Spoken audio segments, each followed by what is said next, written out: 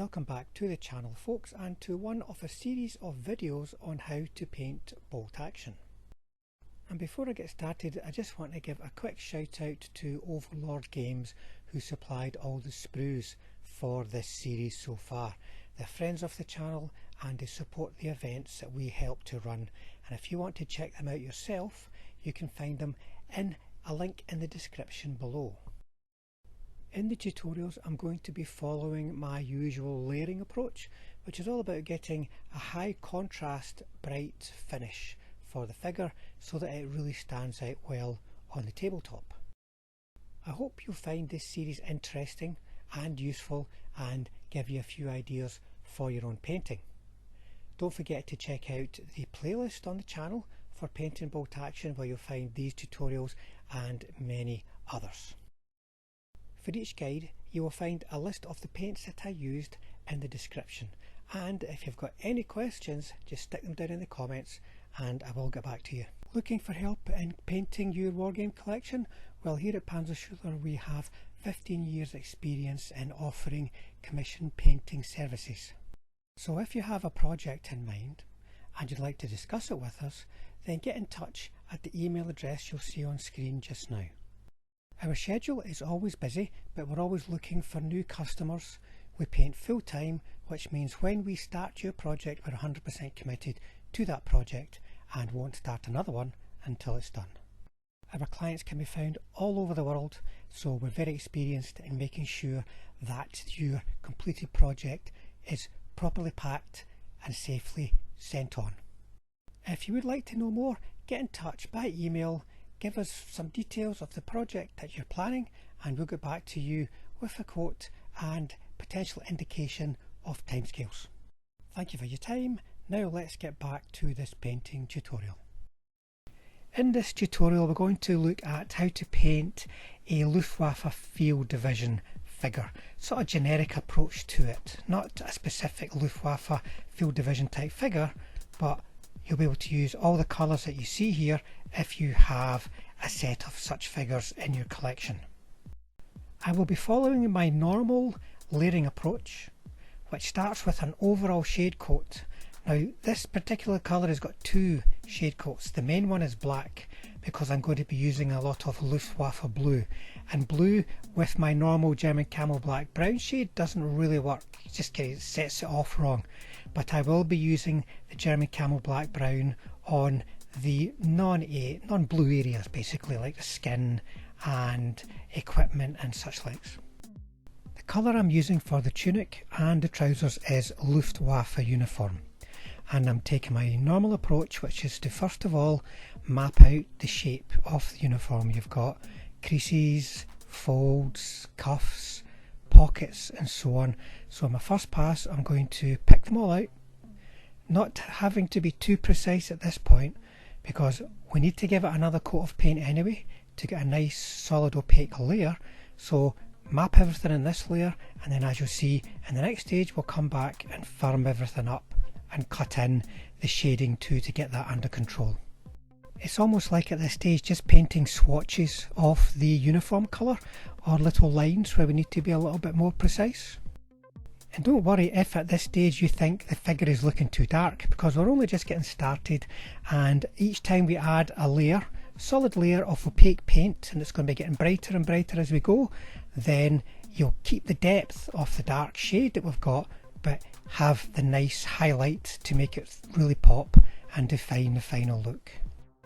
And here you can see me applying the second coat of the Luftwaffe uniform.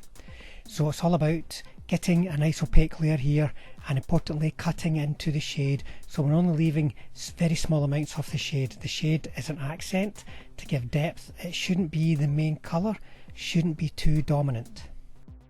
And of course applying two layers allows us to get a nice smooth finish. If you try to do it all in one pass, then the chances are it's going to be a little bit too thick. And also remember folks, if you feel that maybe the paint is a little bit too thick, a very thin layer of that paint you've been using over the top of it can just help smooth out the finish a bit.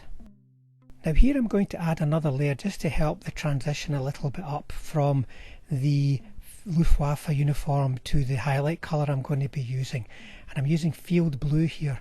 I'm not making it a complete coverage over the Luftwaffe uniform, otherwise it would simply replace it.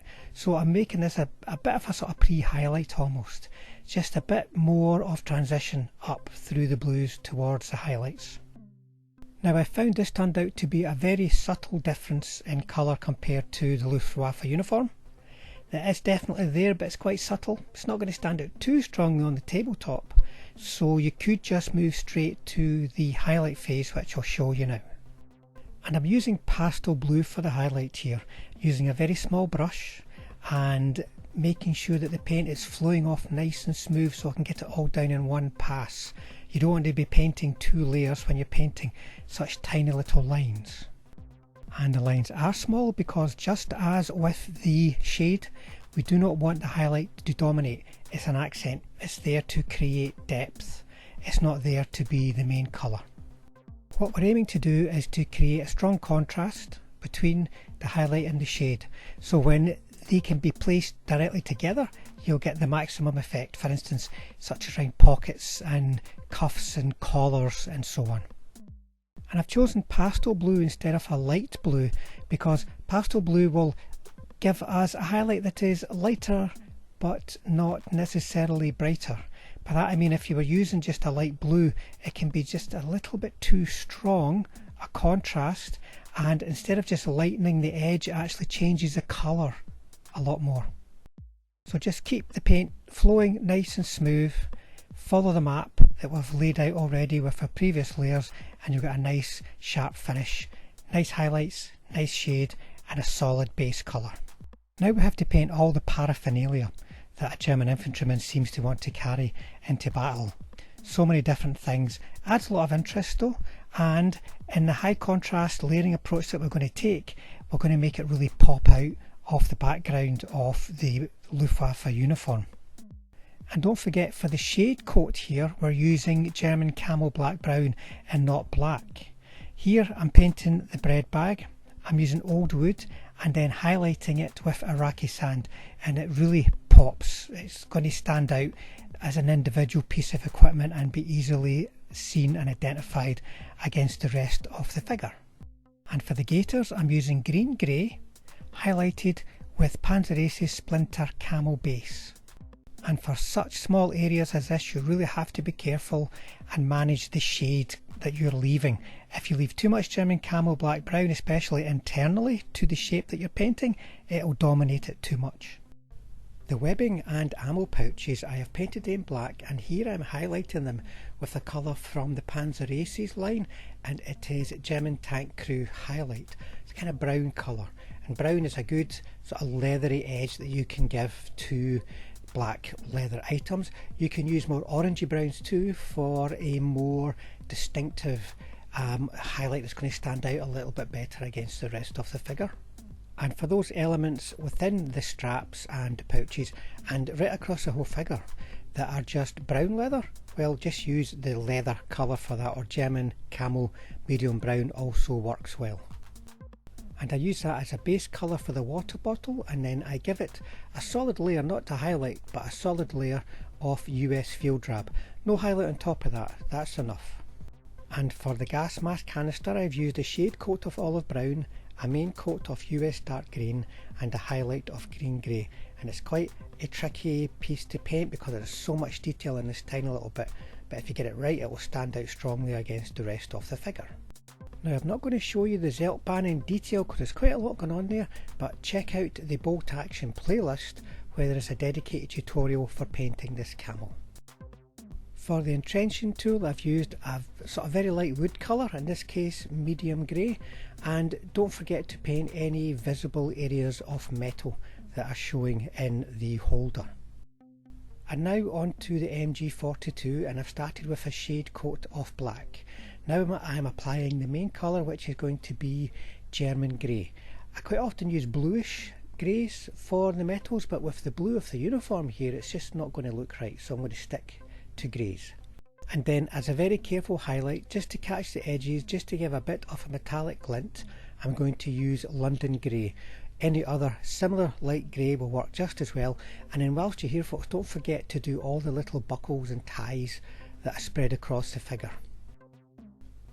And for the stock I've used the shade colour of Flat Earth, and the main colour is going to be New Wood. You could go for something darker if you wanted. The ammo box has a shade colour of Old Wood, and I'm going to use Middlestone as the main colour here. It works quite good in small areas as German Dunkelgelb type camo. In larger areas it becomes a bit too bright and yellow. And then I'm going to use Deck Tan as a very careful edge highlight. It's not at all yellow in colour, but it's a desaturated kind of white that really makes an edge stand out strongly, so you've got to be careful or it won't tie in with the yellow if you overdo it. Now for the skin, and I start with a shade coat of Saddle Brown. It's a nice deep shade colour for skin, and it's quite warm too, so it gives you a nice warm finish. And it's this point that I paint the eyes, because if we make a mistake here, we're still working with the shade coat. It's very easy to fix, and you can see I kind of come in from the sides and paint a little line, because that's basically as much as you're going to see when it comes to eyes. And I use off-white colours, or in this case Deck Tan. Then using German Camo Black Brown, I paint just a little line through that white line that we've painted for the eyes, and then tidy up as required with some Saddle Brown. And then for the main skin colour, I'm going to use Panzerace's Flesh Base. It's going to take 2 passes to get this down folks, just like we were painting the uniform and such likes. And just like with the uniform, I'm going to be mapping things out. Now you've got a hand which has got fingers, it's maybe got an open palm, it's got thumbs, you've got to see the back of the hand, then you've got the face, you've got the nose, eyebrows, lips, chins, cheeks. Just pick all these things out, make 2 passes, redefine your shade so it isn't dominant, and you've got a nice clearly defined shapes that people are going to recognise instantly as being the body parts that really define the human shape to the human eye. And then for a careful highlight with the flat flesh, not too much here folks, otherwise we're going to just wash the skin out and it's going to look a little bit too light.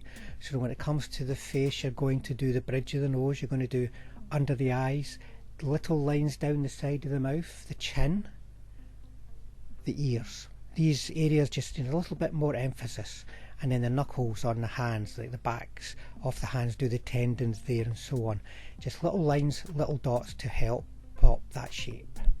And that'll be us done for this project folks. Luftwaffe uniform, a little bit different from painting Field Grey, a nice change too. Hopefully you enjoyed it and found it useful and interesting. If you've not already done so, please feel free to subscribe, and if you hit the bell button, that means we'll definitely see you all on the next one.